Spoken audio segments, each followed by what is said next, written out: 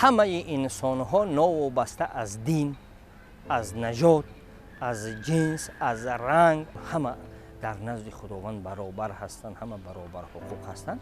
و این مسئله رو پیغمبر اسلام در یک حدیث به شکل زیبا برای ما و شما بیان میکنند و میگویند که الناس سواسیه که اسنان المشط. یعنی چی؟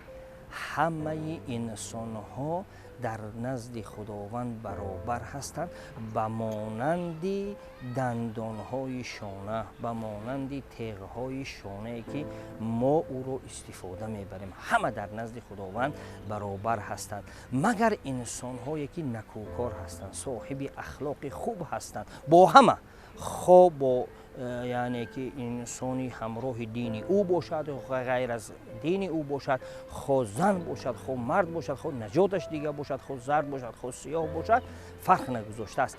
و تنها معیار خوب و بهترین بودن در دین اسلام در نزد خداوند این تقوا است، این نکوکاری است، این پرهیزکاری است، این سخن خوب گفتن است، صاحب اخلاق نکو بودن است. تو بس.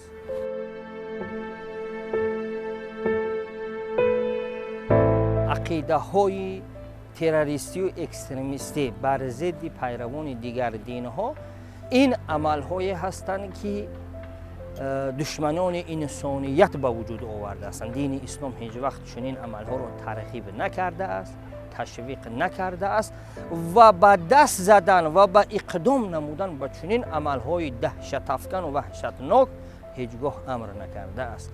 همه انسانیت را به معامله نکو، انسان همچون انسان نوابسته از دین و ملت و نژاد او در نزد خداوند بزرگترین و بهترین مخلوق است، پس سزاوار آن است که با او معامله خوب کرده شود.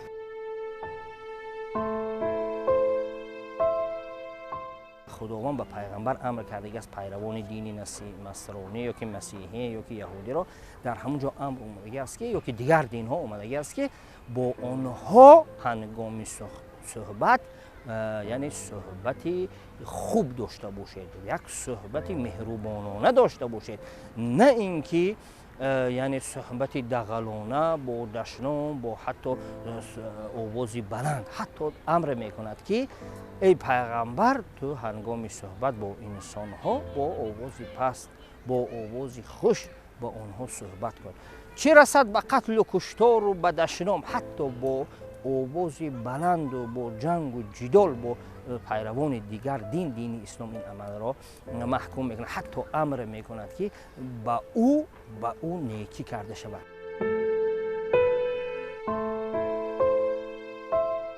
عدل و عدالت آمدگی است. در همونجا میگن که اگر یک انسان، یک مسلمان نسبت غیر مسلمان ظلم کند و این غیر مسلمان دعا کند و به خداوند شکایت کند، در همان لحظه اجابت می شود دعای مظلوم، ناوابسته از دین و دیانت او، خود پیرو دین بودایی باشد، خود دین مسیحی باشد، خود یهودیت باشد، فرقی نمی کند، در حال و خداوند دعای او را مستجاب می کند و برای چنین عمل این مسلمان را هم در این دنیا و هم در آخرت جزایش را پیشنهاد می کند و به او جزای سنگین می دهد. انسانیت یک طرف، پیروان دیگر دین ها یک طرف. دین اسلام اون دینی هست که مسلمان ها را امر کرده است به حیوان ها نکوکار و معامله خوب داشته باشند. در حدیث های صحیح که امام بخاری، امام مسلم روایت می کنند بسیار هم جالب هستند. در اونجا آمده است پیغمبر اسلام گفتند یک زن به سبب یک گربه داخل جهنم شد و به عذاب سنگین یعنی که گرفتار شد. سبب در چی بود؟ سبب در اون بود گربه را گرفت، در قفس گذاشت، نه به او طعام داد، نه به او شراب داد، آب داد. بعد وقتی که این گربه به چنین حالت گرفتار شد و مرد و وفات کرد، این زنک صاحب گناه بزرگ و جهنم اند داخل شد. سبب در چی است؟ چون که نسبت یک حیوان بیگناه ظلم و ستم کرد.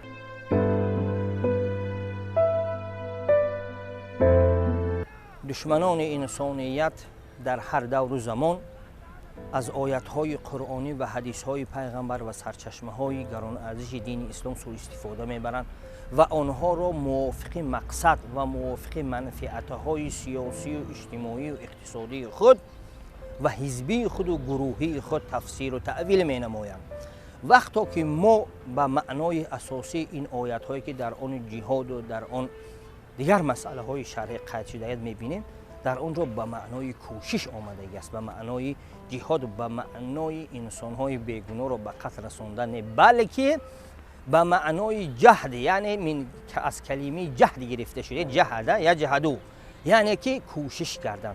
کوشش کنیم زندگی خود آباد کنیم، کوشش کنیم وطن خود آباد کنیم، کوشش کنیم که انسانی پاک باشیم، کوشش کنیم که انسانی بی ضرر باشیم و به هیچ کس ضرر نرسونیم. در حدیث صحیح آمده است پیامبر اسلام گفتند که خوشبخت‌ترین، مسلمان‌ترین، با ایمان‌ترین کدام مسلمان و کدام انسان هست؟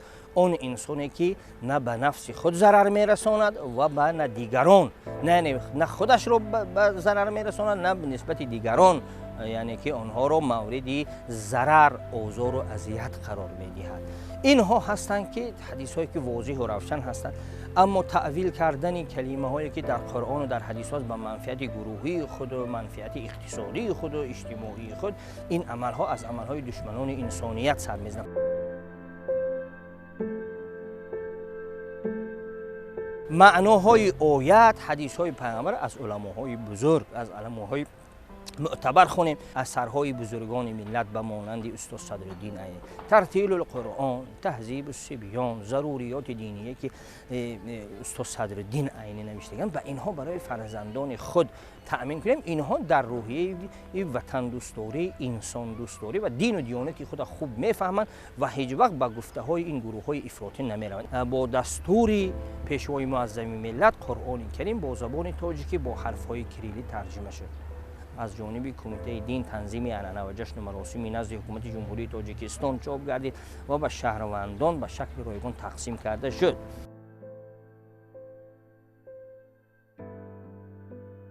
این گروه های افراطی که امروز صحبت می‌کنند این مسئله، خودشان معنای سوره فاتحه را نمیدونند، نه علم و معرفت دینی و نه علم و معرفت دنیوی دارن. متاسف بیشتر اینها به ما معلوم شد که نه خواندن میتوانند، نه نوشتن، نه فهمیش دارن. اینها یک گروه از انسان‌هایی هستند که بیمار هستند و بیماری روحی و روانی گرفتار شده. اینها فناتیک هستند. این خیلی انسان‌ها رو ضرور است پیش از همه ما باید مورد پرستش دکتران قرار دهیم. دکتران، طبیبان باید این طبیبانی که مثلا روانشناس هستند با اینها باید ضرور است کار کنند، زیرا بیشتر اینها فناتیک شده هستند، متاسفانه متعصب شده هستند و تنها با فهم تنگ خود آیات ها، حدیث های دین اسلام و از نام دین اسلام صحبت میکنند. دین اسلام دینی هست که دین صلح هست، دین ثبات هست، دین رحمت هست، دینی هست که به بشریت همیشه خوشبختی و خوشحالی را میخواهد و دینی نیست که ما رو وادار کند اون فکر و عقیده خود را با راه زوری به دیگران تحمیل کنیم، به دیگران اون را جایگیر کنیم. هیچ وقت و هیچگاه دین اسلام چنین دینی نیست که با راه زوری امر کرده باشد فکر و عقیده خود را به دیگران تحمیل کنیم. پس معلوم می شود که این کلمه هایی که آیات های قرآنی که تفسیر میکنند، معنای جهاد تفسیر میکنند، سراسر همه دروغ هستند، همه فساد هستند، همه از روی جهل و جهالت هستند. این عمل ها همه عمل های دشمنان انسانیتند، از جهل و جهالت سر میزنند، از خرافات پرستی سر میزنند. انسانی عاقل، انسانی خناوس از دین او دانا، انسانی که واقعا انسان هست دست به چنین عملها نمیزند و چنین عملها را انجام نمیدهد.